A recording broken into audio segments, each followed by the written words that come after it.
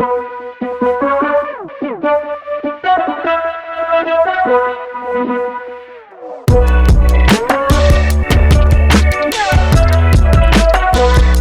to Elevated Sports. My bad. My name is Kyle Johnson. My name is Billy Mock. And this here is our special guest, James Hill, a.k.a. Mr. Bucs Nation. I don't like how you didn't say Mr. All right, let's do it again. No, we're not doing it again. Mr. Stop! I wasn't ready. Thank you. Mr. Bucs Nation. Thank you for having me on. Here's the thing. We have some topics lined up. They're not football though. So That's okay. I guess we'll put you to the test a little bit. Yeah.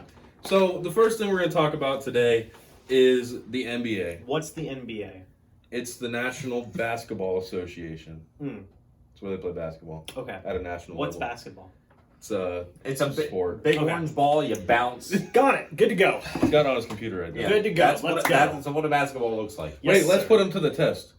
In a recent video, I said that when someone thinks of the NBA, they immediately think of blank. Yeah. So when I mention the NBA, what player do you immediately think of? LeBron James. It's always LeBron James. Most influential player in Not basketball. most. It wasn't Why? most popular. It was most influential. That is not what we're talking about today. If people LeBron know James. his name, then he has some kind of influence. LeBron James. He has popularity. He's NBA. LeBron James is the He NBA. is the NBA. All right, well, okay, we're not going to get caught on that topic because apparently I lost the debate last week. Whatever, whoop-de-doo. Let's talk about NBA. So recently, a couple weeks ago, this news has been out. Kind of had some time to think about it. Adam Silver, the commissioner of the NBA, is going to rework the regular season. This could be put in play as early as the 2021-2022 season to make the regular season more competitive in the NBA. Before we get into it, let's talk a little bit about the regular season right now. Kyle, if you were to grade the NBA regular season, how would you grade it? I'd give it a B minus. B minus? I feel like it's a good length. I like how they play all the teams. The only problem is It's okay. Take your time. Go on. you get about halfway through the season and you find people who just start to lose interest. Yeah, exactly. So it is a little long-winded. But yeah. Yeah, I mean, the really the only exciting thing about the regular season, you got the opening you got the opening day games, opening night, opening week, all that. Then you got the Christmas games, and then you got the race to the playoffs essentially. Which if you're already a solidified 1 through 6 seed, you're not really fighting down the stretch to make the playoffs. It's really only teams 7 through 10 that are fighting to get into the playoffs. All teams that are most likely going to lose in the first round. So I see you're about to say something, James. I give it a C plus. C plus? Maybe even a C. Nobody cares. Yeah. Nobody cares about the regular season. The good teams are always really good. Yeah. Unless catastrophic injuries happen to their team. But what team has that possibly happened to recently? So the point I'm trying to make here is that, nobody cares. It's fun to watch the rookies. It's fun to watch the big all-stars get their 60, 40, 50, 60-point games, whatever. But at the end of the day, we all know who's going to the playoffs. Exactly. There might be maybe 1 or 2 surprises. And then once the playoffs happen, then everybody's into it, Exactly. I love the NBA. I'm a diehard NBA fan, but it's really the playoffs that do that for me. Throughout the course of the regular season, I'm not consistently sitting down watching games just because they're just not very exciting. With that being said, Adam Silver has found a way to make the regular season more exciting, and I'm actually all in on it. I don't know about you guys. I do want to say real quick, Yeah. rest in peace to former NBA Commissioner David Stern. We salute you. He kind of was the guy that was kind of respects. If you're watching this video right now, in the comments, press F to pay respect. He was the dude that kind of really made the NBA what it is today, how popular it is and everything. Yeah. So we respect you, Thank David you. Stern. So Adam Silver, he's making some changes, 3 significant changes. He wants to shorten the regular season by about 4 or 5 games, and he wants to add an in-season tournament right in the middle of the season. So between Thanksgiving and Christmas. Do you still have the format of that tournament pulled up? Right. Basically, this would be a full-on tournament. Every team is in for almost just about a full month, and there would be a prize at the end. What was the All right. prize again? So the prize at the end, it would be whoever wins. The players on the winning team would split $15 million between them, and the winning coaching staff would split $1.5 million. Yeah.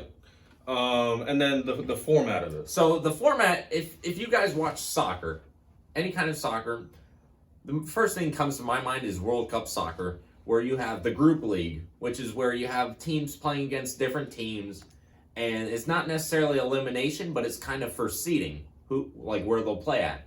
So they'll play, I think it said, teams will play 8 divisional games, 8 group league games, and then they will be seeded based on how they performed there.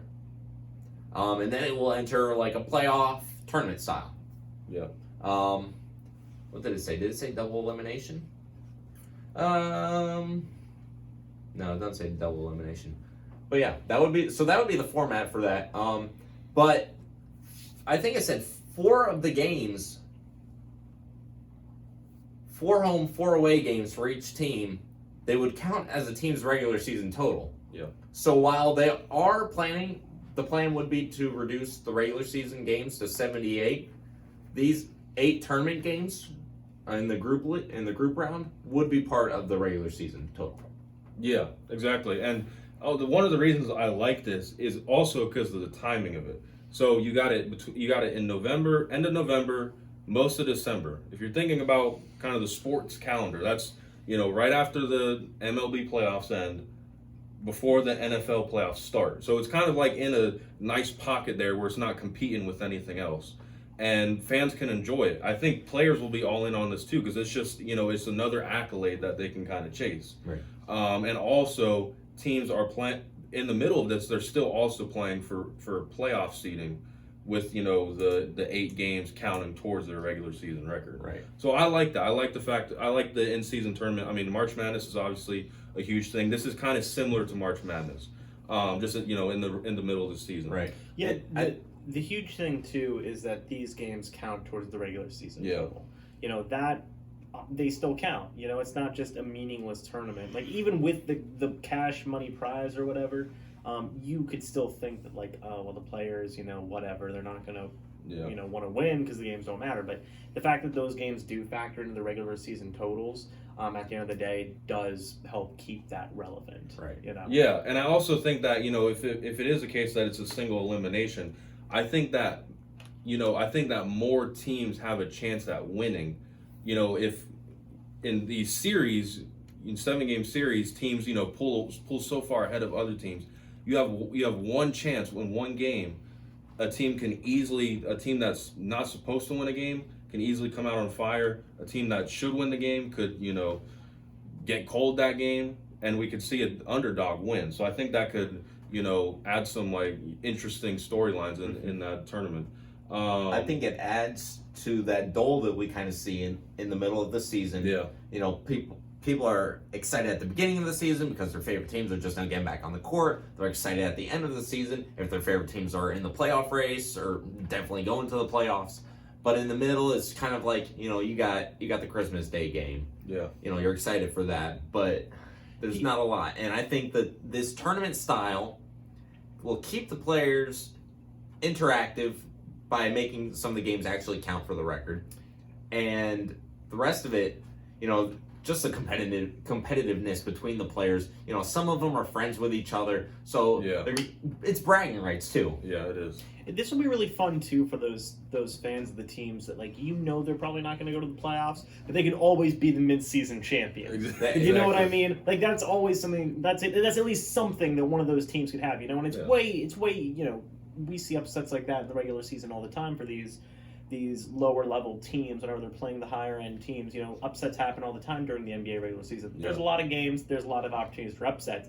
Now you throw in a tournament aspect, that gives those fan bases at least something to cheer for, because they know their team's not going for the playoffs, but those teams at least have a chance to go to this tournament. Exactly. And that's really important. Yeah.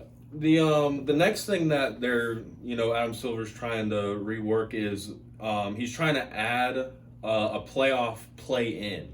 So if you think of the MLB with the wild card game, so you have the 3 division winners, they move on to the playoffs, and then you have 2 wild card teams play a 1-game playoff to get into the playoffs.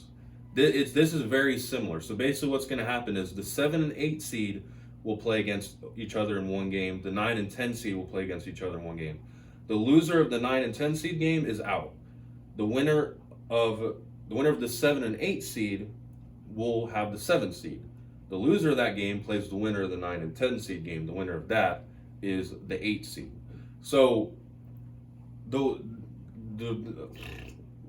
excuse me. The word I'm looking for.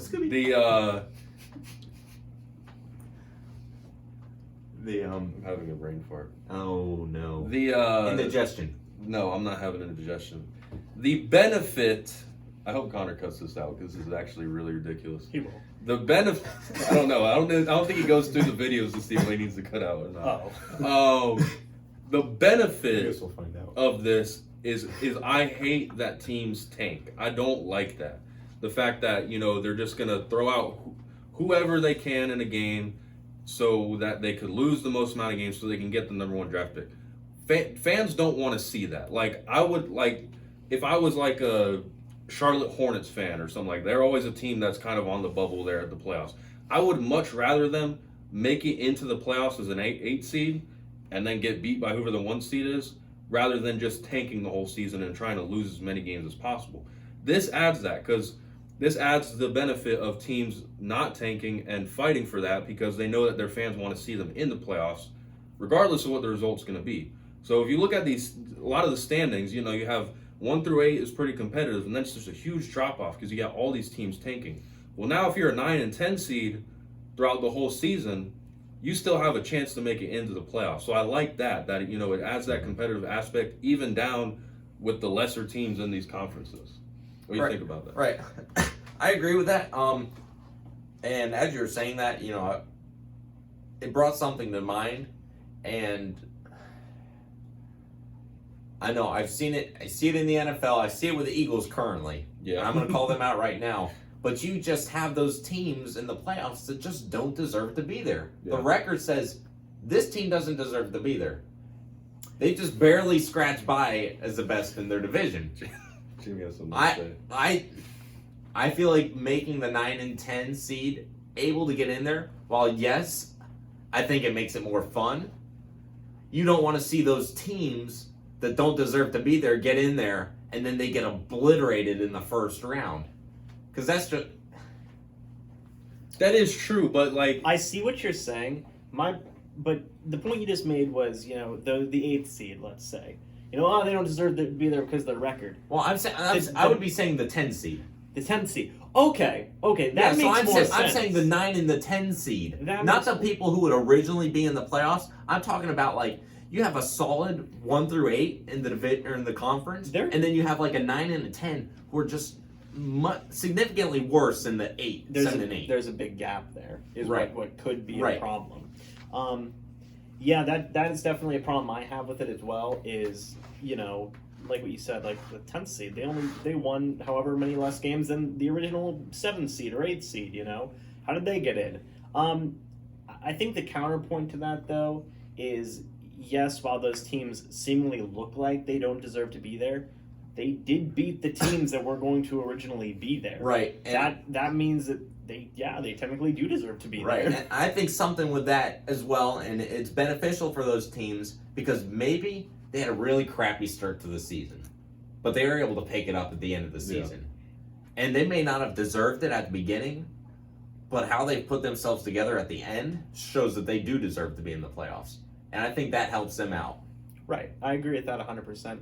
It's going to really suck for owners who do want their teams to tank, but they somehow win enough games to where they get into that 9th or 10th seed and they're like, well, crap, this isn't what I wanted at all. Yeah.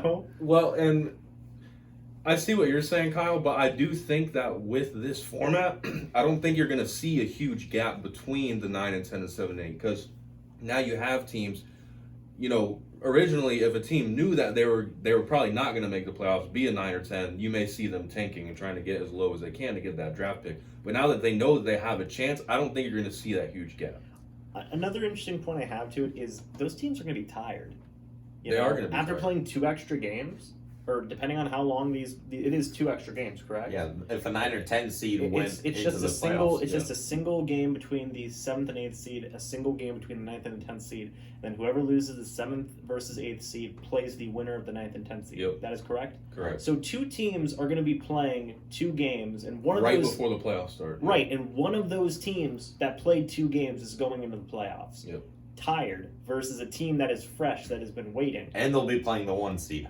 That'll be difficult. That'll be insanely difficult, but it does add an element of literally the ultimate underdog of saying, wow, this team won 2 games to get into the playoffs, beat the first seed, made it highly, highly unlikely. Yeah.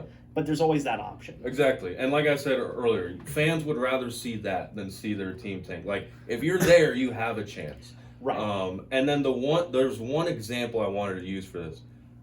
2 years ago, I think it was, the Timberwolves and the Denver Nuggets, they had the same record, and they were the 8 and 9 seed, and they had to play a 1-game playoff to see who would get that 8 seed. That game was fantastic. You would have never thought it was a 7 and 8 seed team playing. It felt like a playoff game. It was awesome. Even though the team that won was going to go play the Houston Rockets in the first round, it was the Timberwolves that won, and I think they got beaten 5 by Houston. But I think it's awesome. Like I said, it's similar to the wild card game in the MLB. Aside from a Game 7 in the World Series, like the wild card game is like my favorite thing in the MLB playoffs. It feels like a World Series game. It's awesome. I think it can have the same effect with the NBA. Those 9th and 10th seeds are going to be hungry too.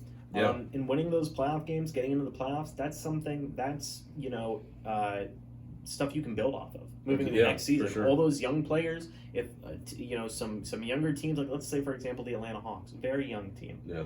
Have a lot of young guys there. They get a taste of playoff action that they wouldn't normally get without this rule being in place. Yeah.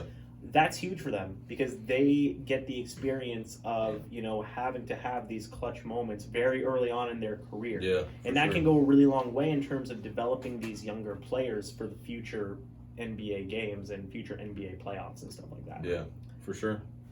The last aspect to this is the conference finals and NBA finals. So basically, what Adam Silver wants to do is once the final 4 teams are decided, the top 2 teams in the Eastern Conference, top 2 teams in the West, they're going to reseed those 4 teams regardless of conference, and they're going to do it by record. Example, 2 years ago, you had the Cavaliers and the Celtics in the East playing in the conference finals, and you had the Rockets and the Warriors playing in the conference finals for the West. Both teams in the West significantly better than both the teams in the East. So it almost felt like when you're watching the Western Conference Finals, that was your NBA Finals. Because whoever won that series was going to win the NBA Finals. Didn't make the finals that much fun. The Warriors just swept the Cavaliers. So if you were to reseed that playoff, it would have looked like it would have been Rockets 1 seed, Warriors 2 seed, Cavs 3 seed, Celtics 3 seed, Cavs 4 seed. So then you'd have the Rockets and the Cavs and the Warriors and Celtics playing in the conference finals, and then, or not even the conference finals, the Final Four is what they would call it, and then you'd have Rockets, Warriors in the NBA finals. So it would make the final 2 rounds that much more interesting, which I am totally in favor of. Yeah, this is, in my opinion, the best thing that they've suggested. Yeah. By far. And I think it's something that can have huge ramifications, not just for the NBA, but for the entirety of sports. Yeah. We see, problems all the time with the way divisions are set up in not just the NBA, but in the NFL, MLB, playoffs, essentially. This start of, hey, when it comes to these championship games before the finals, we're going to reseed it by record. That's a starting point. That's a testing point right there to see how this can work for later things. Example, the NFL. Yeah. The Philadelphia Eagles. And they don't necessarily deserve to be in that spot right now, but the reason they are in this spot is because of their division win. Yeah. They automatically get a home game. If you did it like how this is suggesting it, where you just reseed it by record and how that goes, it goes, that would be huge for playoffs in the future. Yeah. So this is a really good starting point for that. I agree with it 100%. It makes those championship games more bearable, I guess you could say, just kind of keeping the best teams there, ready to go. Yeah. And it makes the NBA Finals that much more competitive, because we have seen NBA finals before where it goes, well, it's we already know who's going to win. Yeah. So this keeps that in balance, and I think that is probably the best thing out of these suggestions. Yeah, and if you think back on this last decade of NBA finals, you only had two finals that went the distance, went 7 games, and that's what sports fans love to see, is a full series. You only saw 2 Game 7s, you had a couple Game 6s, but most of them were sweeps or Game 5 series, and that's what fans want to see. They want to see the 2 best teams playing in the finals. Kyle, you got any thoughts on that? No, I would say that, this is probably my favorite change. I think the in-season tournament is going to be fun. It'll get people interested in the middle of the season, bring some life back to the league. But this is probably my favorite, just because you do want to see the 2 best teams playing in the end. And I wouldn't say we've necessarily missed some good teams playing in the finals. Yeah. But not necessarily always the best teams in the finals. Yeah. And if anything, we talked about how you just mentioned the tournament in the middle of the season, bringing interest. When the 2 actual best teams play each other in the NBA finals, that'll make that even more interesting. Mm-hmm. Because that's it. That's going to be one of the best games of the year to watch, the best series of games of the year to watch. Yeah. So that in of itself is going to bring back more interest, because you genuinely aren't going to have 100% clarification of who's going to win that, like what we've seen in years past. So that's going to make it even more watchable the longer it goes. With the best teams in there, it's going to go longer. Exactly. We are in agreement of this. We like it. Adam Silver, we'd love to see this. Let us know what you think. Like this video, comment what you think about it. Subscribe to the channel. Check out the audio podcast. We will see you next time on Elevated Sports.